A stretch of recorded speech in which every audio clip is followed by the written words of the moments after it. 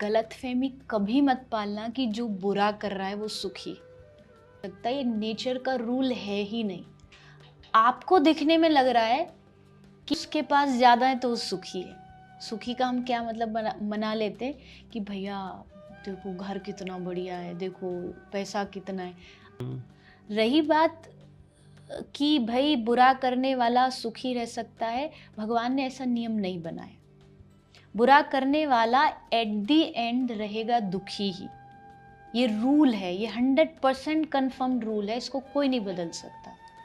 हाँ, उसको उसका भुगतान करने में थोड़ा समय हो सकता है।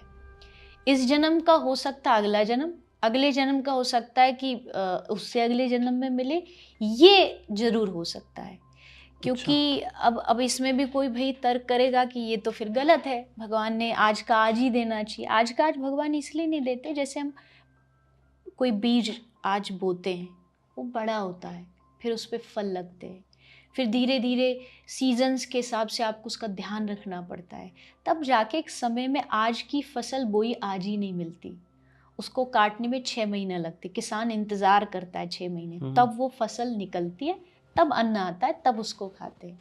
तो वैसी कर्म भी उस फसल जैसे, जो बीज डाल रहे हो ना, वो वाली बात कहावत है ना, बोया पेड़ बबूल आम कहाँ से हो। तो अगर बीज अच्छे डाल रहे हो तो कुछ समय बाद, आज नहीं दिख रहा पर कुछ समय बाद दिखेगा कि उसका फल आपको मिल रहा है। बट इतना मन में जरूर ठान लीजिए, बिठा लीजिए कि मेरा किया गया अच्छा एक ना एक दिन घूम करके आएगा जरूर।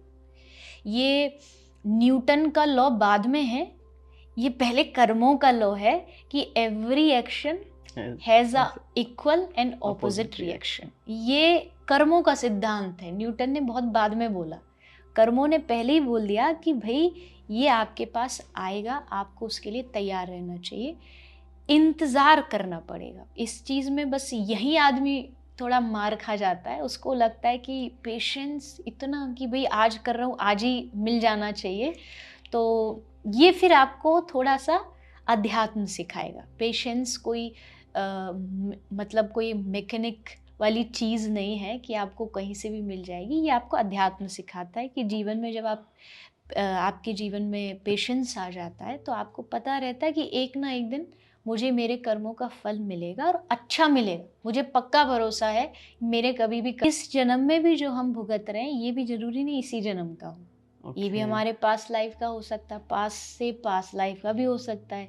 कई जगह शास्त्रों में एग्जाम्पल है, उदाहरण है कि जहाँ कई जन्मों पीछे का मिलता है। जैसे पितामह भीष्म की कर कृष्ण से कि भाई मेरे साथ क्यों, मैं क्यों बाढ़ पे लटा। तो उन्होंने कहा कि आज से 50 जन्म पहले एक कीड़ी थी, उसको कांटे पे रख दिया था, तो उसके कारण तो ये समझ आता है कि किसी भी जन्म का कभी भी मिल सकता है।